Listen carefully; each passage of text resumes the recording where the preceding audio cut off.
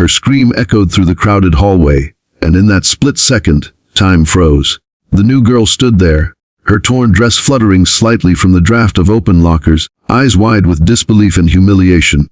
Laughter filled the air like poison, echoing off the tiled walls. But what nobody expected, what no one could have imagined, was what would happen next. Because the quiet girl everyone thought was weak had been trained her entire life to never bow to cruelty. The story of that one moment, when the bullied became unstoppable, would shake the entire school forever. 2. When Emma Collins first stepped through the gates of Ridgeway High, she hoped this would finally be the school where she could disappear, blend in, and maybe make a few kind friends. She'd moved around too much because of her mom's job.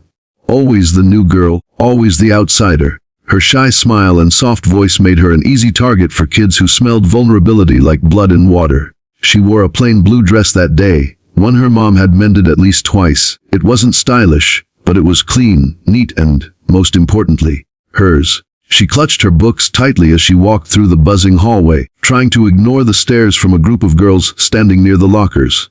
"Hey, look, the charity case showed up," sneered Brittany, the self-proclaimed queen of the school. Her perfectly curled hair, shiny lip gloss, and smug tone made her the kind of girl others either feared or followed. Emma's heart raced. She didn't reply, just tried to keep walking. But Brittany stepped right into her path. "You gonna say something, new girl?" Behind her, two of her friends, Kayla and Megan, snickered cruelly. "Look at her dress! Did your grandma make that for you?" Emma tried to stay calm. "Please, just let me go to class," she whispered. But Brittany wasn't done. "Not until you learn your place." Before Emma could react, Brittany grabbed the edge of her dress and yanked hard. The sound of fabric tearing split the air like a gunshot. Gasps erupted from the hallway. Emma's books hit the floor as she froze, staring in horror at the ripped fabric hanging from her shoulder. Her face burned with humiliation, tears threatening to spill. "Oops," Brittany said mockingly. "Wes, you should buy better clothes." Laughter erupted again. Dozens of students stood watching, phones out, recording every second. Emma's hands trembled. For a moment she wanted to run, to hide. But then something inside her shifted. A voice from her past echoed in her mind, her father's calm, steady tone.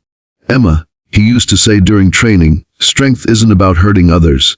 It's about knowing when to stand tall." Her father, a martial arts instructor, had spent years teaching her discipline, control, and self-respect. She'd promised herself never to fight again after he passed away 2 years ago. But standing there, surrounded by cruel laughter and flashing cameras, she realized this wasn't about fighting. It was about self-worth. Emma slowly straightened up, her teary eyes hardening with resolve. The hallway quieted as she met Brittany's smirk with a look so steady it made the bully falter. "You shouldn't have done that," Emma said quietly. Brittany rolled her eyes. "Oh, please, what are you gonna do, cry?" She didn't get to finish.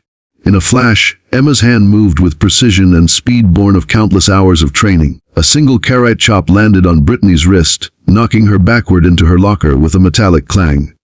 Gasps exploded around them as Brittany stumbled, shocked and speechless. Kayla lunged forward, but Emma sidestepped smoothly, guiding her arm away with a controlled twist that sent Kayla spinning. Megan froze in place, wide-eyed. Emma didn't strike again. She didn't have to. The message was clear. The hallway fell silent. No laughter, no mocking, just stunned disbelief. Emma's torn dress swayed slightly as she picked up her books, her calmness more intimidating than any punch could have been. She looked around at the crowd, at the phones still recording, and said softly, "You can post it. But remember, you just filmed what courage looks like." She walked away, chin high, leaving her bullies speechless in a sea of regret and shame. By lunchtime, the video had spread across the school like wildfire. Everyone had seen it. Emma's calm defiance, her skill, and the way she refused to be broken. Some students whispered admiration, others avoided her, afraid of what she could do. But Emma didn't care about fame or fear. She just wanted peace.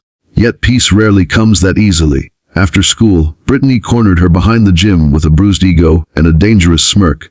"You think you humiliated me? You just made the biggest mistake of your life," she hissed. Emma's voice was calm. "I didn't want to fight. But I won't let you treat people like that."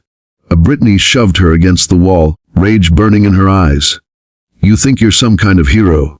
Before Emma could reply, Coach Miller, who'd seen the whole thing from across the field, stepped in. Enough, girls. His voice was stern, but his eyes softened when he looked at Emma. I saw what happened this morning. You defended yourself with control, not aggression. That's rare. Brittany turned pale. She attacked me. No, he interrupted firmly. You attacked her first. And you're lucky she knows how to stop without hurting someone. The principal got involved. Brittany was suspended for harassment. Emma, though shaken, became an unexpected symbol of quiet strength. Students started talking about bullying in a way they never had before. Even those who'd laughed that morning felt guilty now, realizing how cruel they'd been. Days later, Brittany approached Emma in the courtyard. No cameras, no crowd. Just shame in her eyes. I'm sorry, she muttered, barely audible. Emma studied her for a moment, then nodded. I forgive you. But don't apologize to me. Apologize to the next person you think about hurting. That day, Emma wasn't just the shy new girl anymore. She was the girl who proved that courage doesn't come from strength. It comes from standing up when the world expects you to stay down. And as she walked home, the afternoon sun warming her shoulders, she felt her father's words echo again in her heart. Stand tall, Emma. Always. The video would continue to inspire others for months, then years. But for Emma, the true victory wasn't in the views or the fame. It was in the moment she chose dignity over fear and turned her pain into power.